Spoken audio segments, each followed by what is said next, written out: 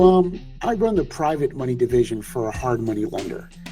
And basically, what I do is I bring investors into real estate transactions. I bring them in as partners. I help them earn 20% flat on their money in about 4, 5, or 6 month terms. All right. So this is Terrence Niles. I'm back for a little bit of training for you guys. And anyway, today we have the famous, infamous Ralph Hoyos on our training session. And anyway, got to know Ralph through one of our communities that I've been a part of here for about the last 6-8 months, and just been a pleasure getting to know Ralph. But anyway, Ralph, if tell us, since most of my students don't really know who you are, who's Ralph Hoyos? So I run the private money division for a hard money lender. And basically, what I do is I bring investors into real estate transactions. I bring them in as partners. I help them earn 20% flat on their money in about 4, 5, or 6 month terms. Okay. And sometimes if there's different partners on a deal, sometimes that can fluctuate a little bit, as much as 15%, 12%, just kind of depending. That is true. So let's say for instance, Terrence brings you to me, right? Now, typically between what you guys would do is negotiate somewhere in between that 20%. Typically they take about 5% and he gives all of the rest to the rest of the investor who's bringing the capital. Since he's bringing the deal, you're bringing the capital, you guys share the profits. Gotcha. Okay. So in the case of, students at work, with me that are in my program, they're getting, now when you say 15%, is that 15% per annum, or is that like simple interest, or how's that calculated out? That's flat. Okay. That's 15% flat. Okay. So even if, let's say the deal was a 6-month deal, right? And for instance, this, every deal that I have that they need to pull a permit, it's max 6 months. Let's say it's a simple little flip and they get done in 4 months. Well, they're going to still get that same amount of interest as if it went 6 months versus 4 months. Okay. So let's do this. Let's kind of back up just a little bit, because some folks that might be on this training have no idea what we're talking about. So what exactly is PML? So PML is what they call private money lending. Essentially, you're not a lender, you're not an institution, you're not an accredited investor. What we're doing is we're bringing non-accredited investors into real estate transactions. What that means is we're bringing your money into the deal, and for the money that you're putting into the deal, this is how you're going to earn the interest that is outlined in the JV agreement. Okay, gotcha. So I could bring in like my neighbor, my sister, could be, a friend, or someone who obviously who's in my group, in my coaching group. Anybody that wants to participate, they become a partner of the deal, huh? Correct. We could use self-directed IRAs. We could connect them with someone to liquidate a card if they wanted to. I mean, they could use their personal funds. I mean, we could help them use all the kind of funds that they have access to with the agreement paperwork that we use. Okay. All right. So you and I, obviously, we love the whole PML as an investment strategy. Would this be good for just a person that wanting to get into it, kind of hands off? They don't have to really jump in and figure a bunch of stuff out. Oh, exactly. This is probably one of the most passive ways that you could invest. You get an update, you're informed, kind of like how stocks kind of inform their investments quarterly. Well, we do it monthly. We have a portal that you can log into where you could see the progress between us and them, the borrower. We also ask for progress photos. If you wanted to see all the paperwork that you signed and even all the supporting documents that you saw in the beginning, you'll be able to have all that all buttoned up in one of those places for you to see everything. It's really, really, really high tech. Okay, awesome. Well, as with any investment, there's always risks. What are the risks? What's the worst thing that could happen? Let's say somebody says, "Hey, I want to invest. I got, $40,000. I'm going to go ahead and put it into a PML deal. What is the worst thing that could happen? Just so people are aware, that, hey, there's two sides of the coin. So one of the worst things that could happen is the market crashes. And what we thought the after repair value would be comes out to be significantly less. Let's say we thought it was going to be 500,000 and now it's 300,000. Well, that doesn't leave much room for everyone to get principal, interest, maybe even late fees. That's one side of the coin. Now let's look at the borrower himself. Let's say the borrower did a piss poor job during the rehab. Now we got to come in and maybe use a little bit of our own money to get it to just be able to sell, just so that they can get their money back and maybe a little interest. Scratch late payments. That's probably the two worst scenarios that could happen. Okay. No, I appreciate you sharing that, Ralph. So now what would tell us a little bit about your track record. Like you guys, I know you've shared this with me, how many deals you guys do, what your success rate was over the last few years. So we pride ourselves in having a very great track record. I think a lot of it has to do with the vetting process we do in the front end, but we do about 30 of these a month now. Yeah, we're doing about 30. I raise about $1 million a month, bringing investors into our deals. For the last week and a half or so, it got a little bit slower than most. Maybe my loan originators got a little tired of working so hard because we're working them so hard. But as far as defaults, we technically have not had any defaults since I've taken over the private money division, since I've created it and brought it into fruition. Now, we've had some prior to me, and I can go into like both of those scenarios, well, one of those scenarios really. But we've had some lates, but lates isn't always necessarily a bad thing.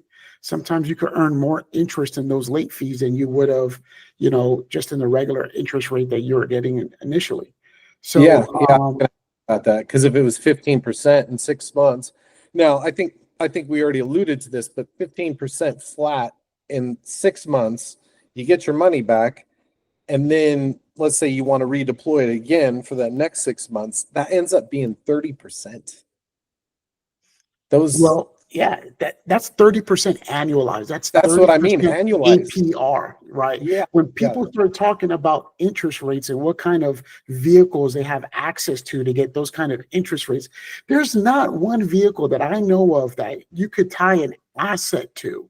And when I say an asset to, you have a property that you could say, listen, if you're in stocks and you lost your butt in stocks, listen, that's it, you lost. Yeah, there's no collateral. There's no asset. Right. Let's say you do that in crypto, right? Yeah. You put your money in crypto and you think it's going to boom, and it never booms and it tanks. Do you think you get your money back? Like you could go back to something and be like, no, I want to get my money back. No, with this, you have a property, right? That you could say, right, I'm going to go back to this property. I'm going to fix it or sell it so that way I could get my money back. Yeah, I know. I think that's what amazes me so much, because for years, when I was doing flips, I used hard money and used some private money to do some of my deals.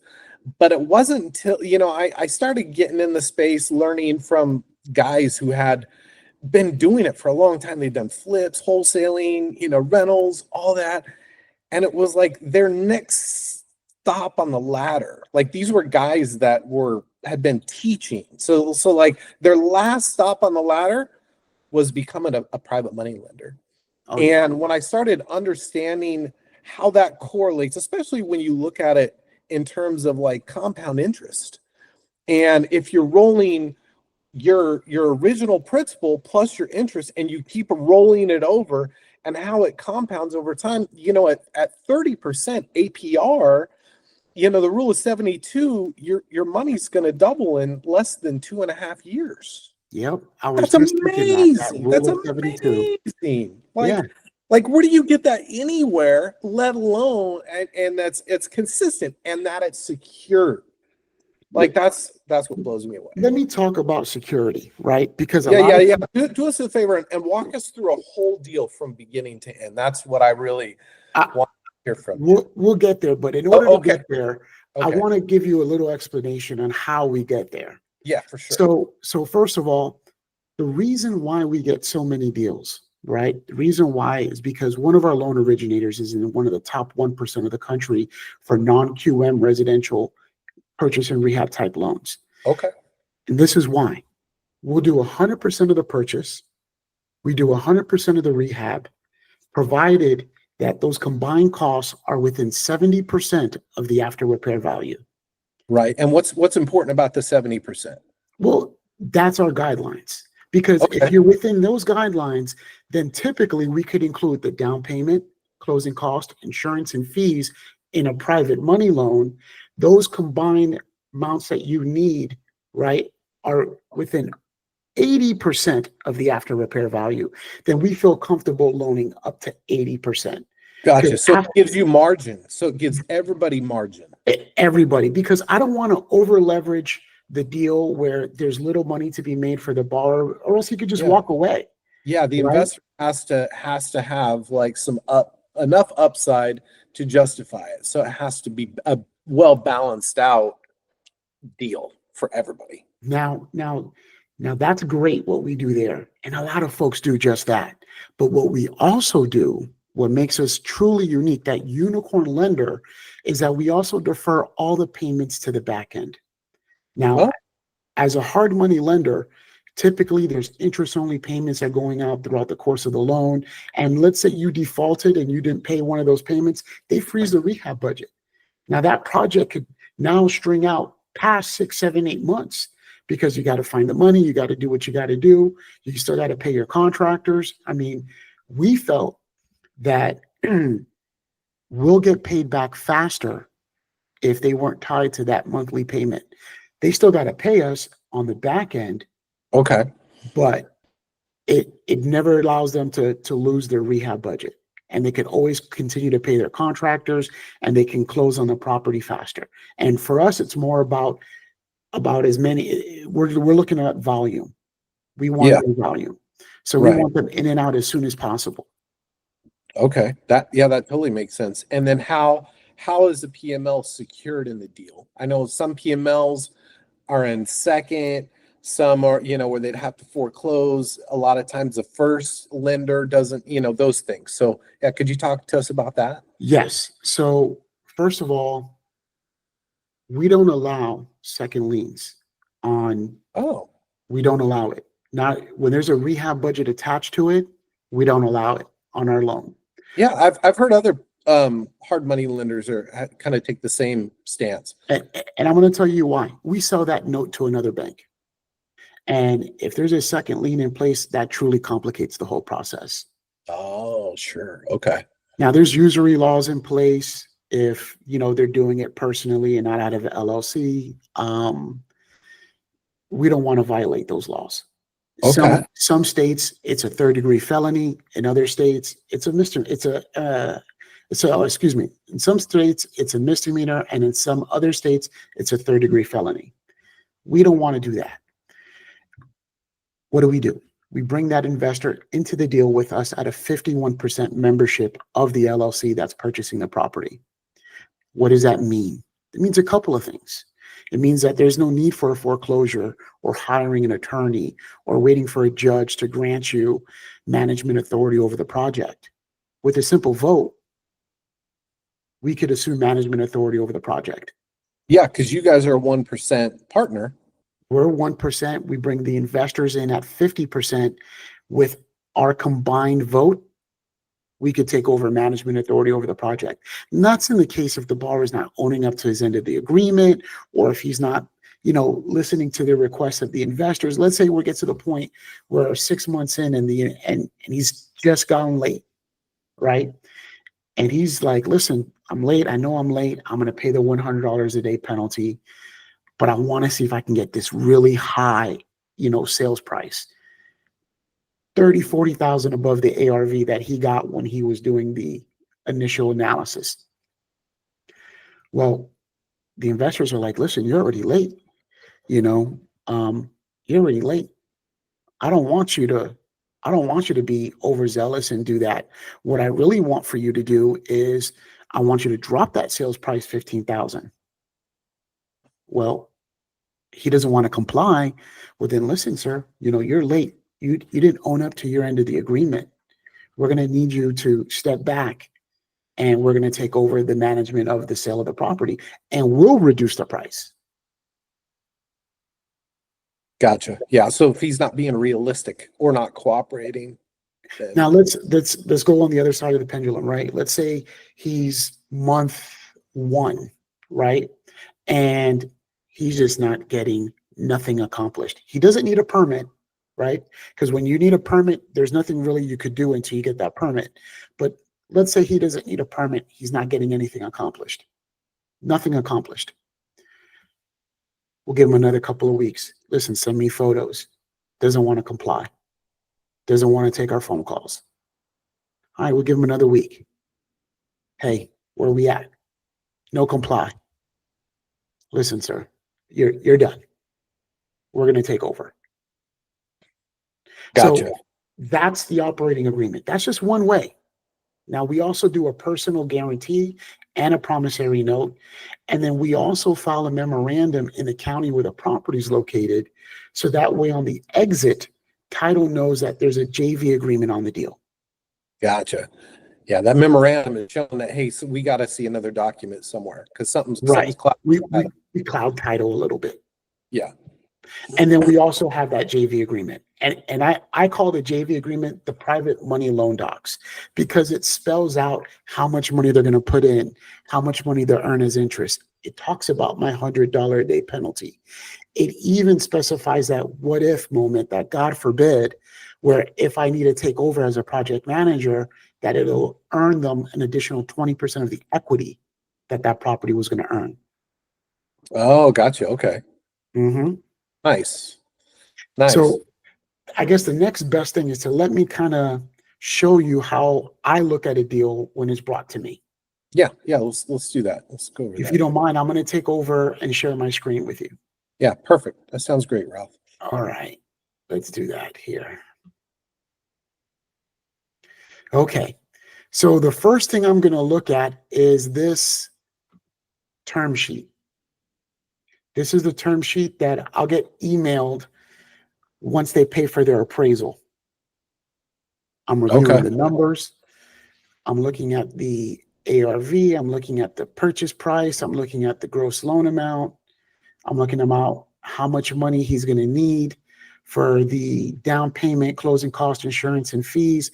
Now, this one's set up at 25%. And I'm going to tell you why. Most of our deals are set up at 20% for 6 months if they have to pull a permit. Now, because he needs so much, we have to charge him a little bit more because my pool of investors is much smaller. I could only bring in 4 investors on a deal before this deal turns into a syndication. So I can't bring in that investor who has 10, 20, 30,000. I need that investor who has 50,000 plus. Gotcha. Okay. Typically. So then the next thing I'm looking at is that renovation analysis. A lot of people call it the appraisal. Now, what I like about this is that we also do what's called a feasibility study. So here goes the valuation summary. It's telling you that the current condition is moderate, that the as-is price is $780,000. I'm gonna go back to that purchase price. Make sure that purchase price is below that as-is value, and it was. We got the borrower's budget based on the Gotcha. scope of work. And you guys have an underwriting team that does all that before it even hits your desk, right? Yes, we do. But I'm looking at this as well. Gotcha. Yeah. Because typically I'm getting this renovation analysis after I'm getting this. So I'm seeing this first, and then I'm seeing this second, typically 3 or 4 business days afterwards. Okay. The next thing I'm looking at is the ARV condition at the targeted condition, which is a partial. This is 1.25 million.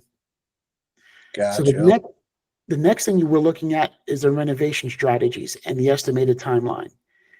So basically they're saying based on the scope of work, right, he's going to have a partial strategy, and the timeline to do the rehab is 91 days estimated. The estimated time to sell is 39 days based on that size and condition in the market in that area. Okay.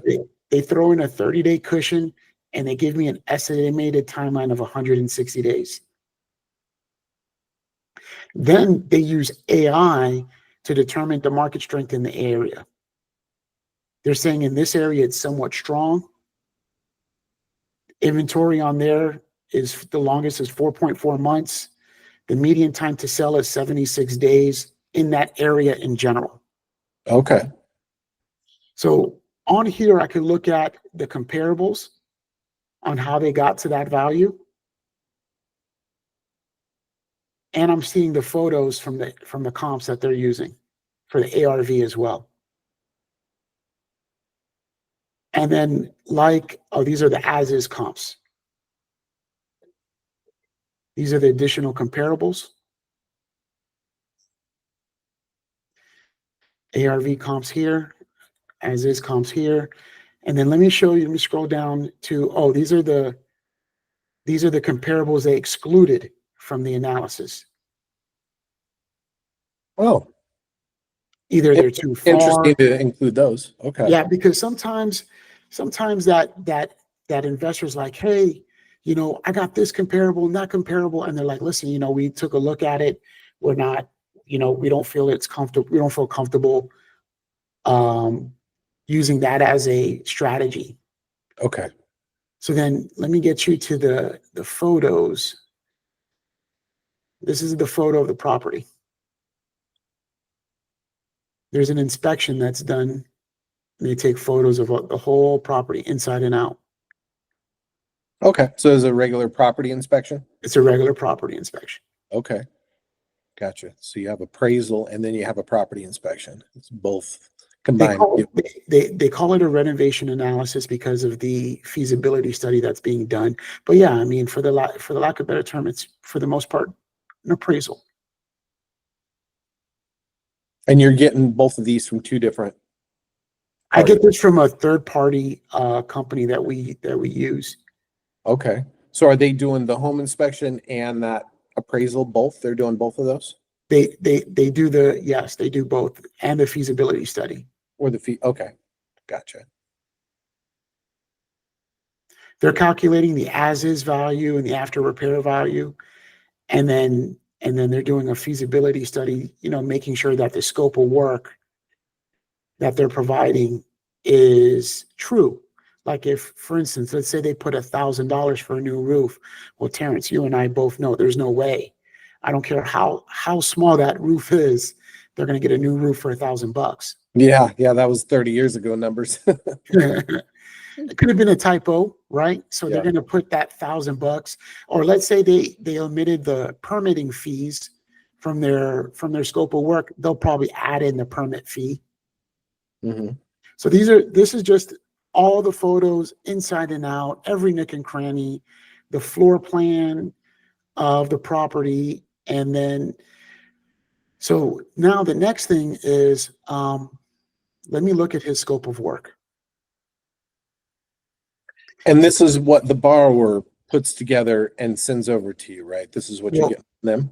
Yes, but this is the final scope of work. So that means this is the one that they did the feasibility study with. This is the adjustment on the right side. This is what he sent us on the left side. Okay. So for instance, they have permitting fees. They added the permitting fee that he didn't have on there. They added it for him. Oh, okay. For the most part, everything is pretty equal as far as numbers go.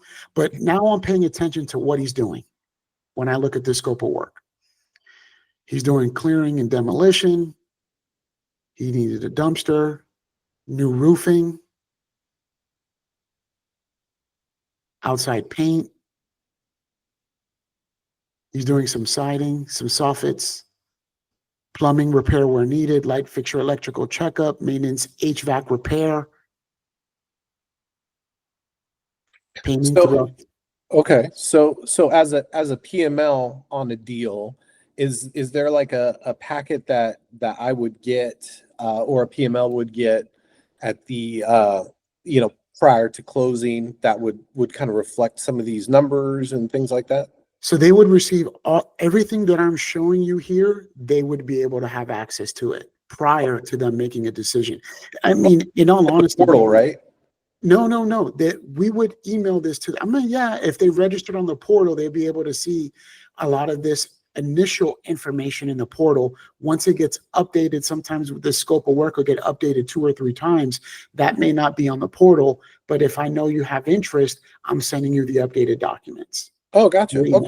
Okay. That sounds good. Either myself or my assistant would. Right. But as a PML, when you're considering being an investor on a deal, you want to look at this scope of work. You want to look at it. Yeah. Oh, yeah, definitely. I mean, because you want to know what the numbers look like. And when I say the numbers, going beyond just, okay, here's ARV, here's as is, but actually breaking down so people know, okay, what does renovation really look like? Because that's going to be, that could sway the numbers in a big way. Very true. We also add a 5% for contingency, and we add in the draw fees and the wire fees for the scope of work. And then that's good. Yeah. Because those, I could see where somebody could easily, forget this, maybe just not even thinking, just forget. Stuff pops up when you break a wall down. What if you nicked something and now you got to change all the wiring in 1 bedroom or something? I mean, you need a little bit of a contingency. Sure. So we build in 5% for that. Then there's a narrative section where it tells us where he's going from and to. It breaks down what he's going to do in the interior and the kitchen. So that way you also get an understanding of what's going on. So this is something else that you would receive. Now, let me kind of circle back here. This is before I go there, let me kind of go here. I'll put them both side by side so you could see it here. But this is, so the main borrower is named Douglas, but his partner on the deal is named Gabriel. Now, this guy has done 5 deals with us that I know of and that he's provided information on.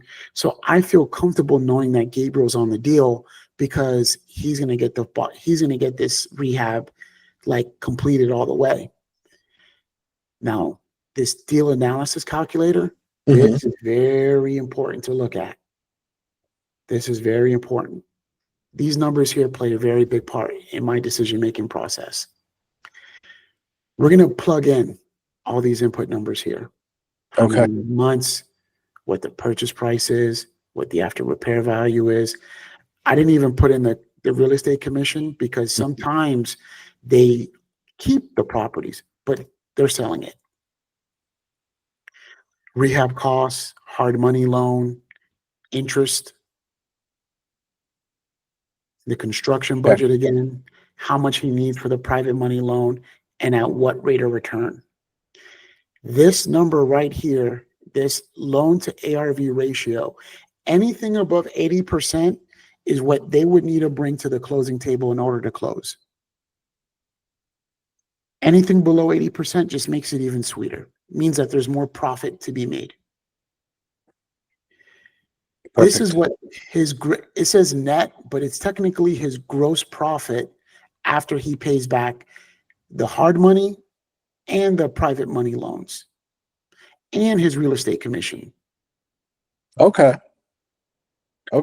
Wow, it's good amount of margin built in there. Oh yeah, he's making a lot of money on this deal. Yeah, definitely. He's got a cushion for sure. Yeah. So this is the documents that you could expect to receive from us when we're presenting a deal to you for being an investor on this deal. And this is the stuff that you need to look at and you'd be asking for. Oh yeah, definitely. So I'm gonna hand it back over to you. Keep it just you and I here. But that's how I would present a deal to one of the investors. And provided all that information that they like is good enough for them, then we'll send them an email asking for their information. We would send one to you, letting them know that your investor, that you brought us, has decided to invest on a deal. We'll ask for your information. And all I'm asking for is your government name, your entity, if you want to use one, the email address you most monitor, how much you're looking to invest. I need your phone number and your address. I need all this information for the paperwork. Gotcha. Yes. That totally makes sense. Okay, so there's a couple other things I was kind of thinking about. Would there be like a checklist that, like, let's say I've got my folks in my group and they're like, okay, I kind of, I'm very analytical. I want to have a little checklist of things that I should look at. Is that something that you would be able to provide the group, so I could share with them? Or is there anything that you can just go over here that people can, maybe on a high level, not necessarily detailed like you guys are going to do, but just as me as a PML? So I'll just kind of go over it with you real quick, and I'll email you something. But you're going to want to vet the title company and make sure that the money you're sending is to an escrow account or an attorney's office. You want to definitely vet them through whichever states. Different states have different ways to vet them. Make sure they've been in business for a while. Well, yeah, Got some exactly. reviews, those kind of things. Exactly. I mean, in some cases, it may not be the best of your reviews. A lot of people like to check the Better Business Bureau. I don't think the Better Business Bureau is the best place, because you have to pay to be a part of that. I think the Department of Regulations, the Department of Agriculture, I mean, it depends on which department is handling that, but I would definitely vet the title company. I would look at a renovation analysis, kind of like what we were showing here in appraisal, the scope of work, the experience sheet. You want a term sheet, something that shows what the terms of the deal are going to be. Okay. Some people like looking at that purchase agreement. We have that too. An experience sheet or HUDs showing those experiences that he's saying that he did. And that's the borrower's HUDs. The borrower's, correct. The borrower's HUDs. Okay. And then if they're using a general contractor, then you're going to want to vet the general contractor. Okay. Yeah. And then as far as them vetting those guys, how would they go about doing that? So they Google searches, checking them, making sure they're real people, making sure they've been in business, and making sure they have insurance. Because you definitely want title companies to have E&O insurance. Yeah. And then you want liability insurance for your contractor. And you also want to make sure that they're using like a third party appraisal company, someone that's not tied directly to them. Okay. Do you guys do some of that vetting that you can share with PMLs, like contractors and stuff like that? Because no, we don't do that on the hard money side. On the hard money, we rely on them being, they're a business. Yeah. Right. So we just go on them saying, listen, you're in this business, because what we do to vet them is they have to have a certain credit score, 640 or better. We can't share that score with that investor because of our contract with them. But I could get them to agree to do a soft credit pull, the borrower. And then we also do a background check. And if anything comes up in their background that we don't like, we'll kill the deal right away. But provided both of those are okay, we're not checking proof of liquidity. The deal itself has to make sense. It has to meet our metrics.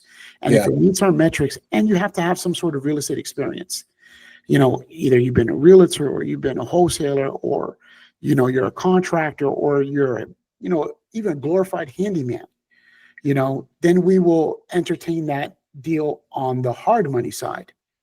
Now, on the private money side, it gets a little bit more, you got to look at them a little bit more harder than that, because listen, if you want to do that and you don't have as much experience, so be it. Use your own money for your down payment, closing costs, insurance, and fees. we're quite all right with that.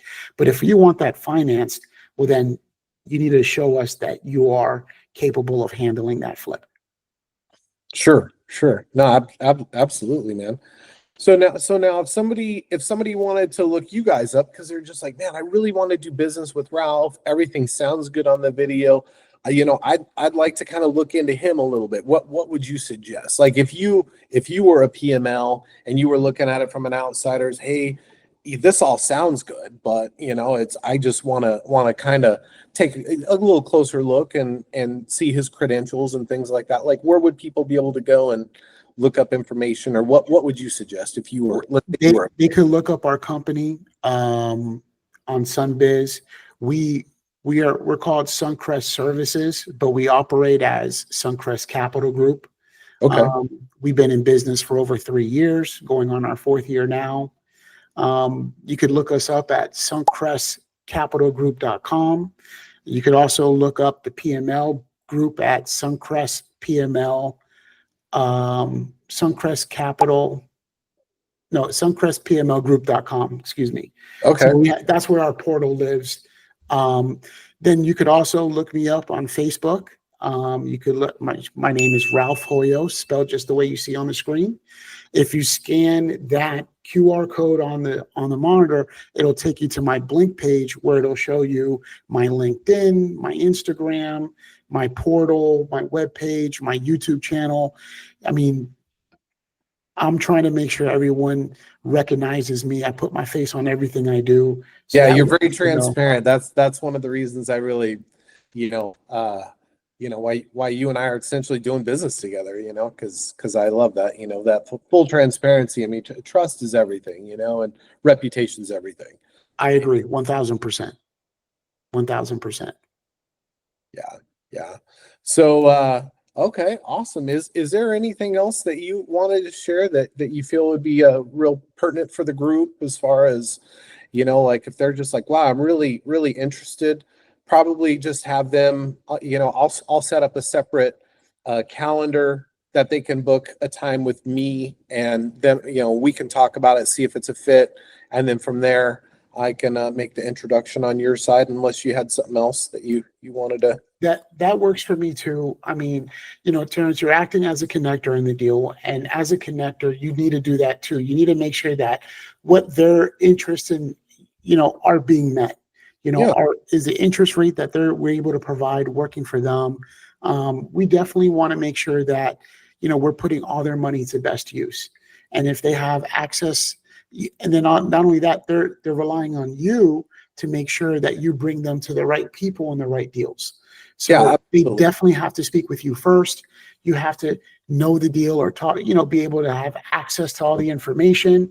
You see that the information, the deal looks good for them, then you could bring them in. We'll have a separate conversation, with them, you including, if you like, and we'll talk to them about how we protect the money, what the deal is about, and, give them all access to all the information so they can vet the deal themselves as well. Yeah, absolutely. Absolutely. Because at the end of the day, obviously we're putting ourselves out there and just being fully transparent about everything. Mm-hmm. I'm a partner on the deals. Like you said, I'm a connector but at the end of the day, I want to bring somebody in that has their goals are in line with mine. Mm-hmm. And yours, and we're all on the same page, because at the end of the day, you just want to, you want to get the warm and fuzzies, right? You want to feel good about things. You want to feel like, okay, these are the guys I want to do business with. This is, I feel like their business model is in line with my investment objectives, Mm-hmm. goals. I agree 1000%. And listen, Terrence, I just want to thank you for bringing me on your platform and allowing me to present everything, showing you Suncrest Capital Group and what we could provide and how we could help your investors and your mentees.